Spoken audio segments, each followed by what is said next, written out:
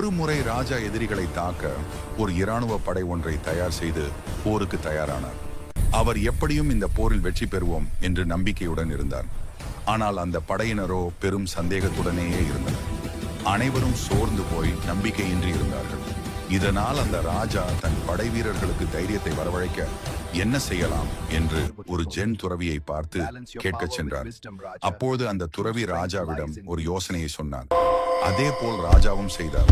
அது என்னவென்றால், அந்த ராஜா போர் செல்லும் வழியில் அவர்கள் குல தெய்வ கோவிலில் நிறுத்தி பிரார்த்தனை செய்துவிட்டு ஒரு நாணயத்தை எடுத்து வீரர்களை முன் காண்பித்து, நான் இப்போது இந்த நாணயத்தை சுழற்றி விடுவேன், தலை விழுந்தால் நாம் வெற்றி பெறுவோம், இல்லையேல் போரில் தோற்போம் என்று துறவி சொன்னதை சொன்னார்.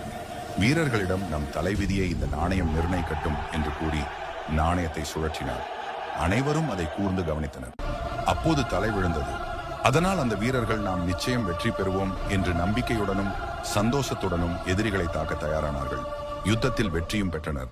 யுத்தத்திற்கு பின்னர் துணை மந்திரி விதியை யாராலும் மாற்ற முடியாது என்று ராஜாவிடம் சொல்ல, ஆம் என்று ராஜா சொல்லி அந்த நாணயத்தின் இரு பக்கத்திலும் தலை இருப்பதை காண்பித்தார். நம்பிக்கையுடன் செயல்பட்டால் எத்தகைய காரியத்தையும் எளிதில் வெல்லலாம், விதியையும் மாற்றி அமைக்கலாம்.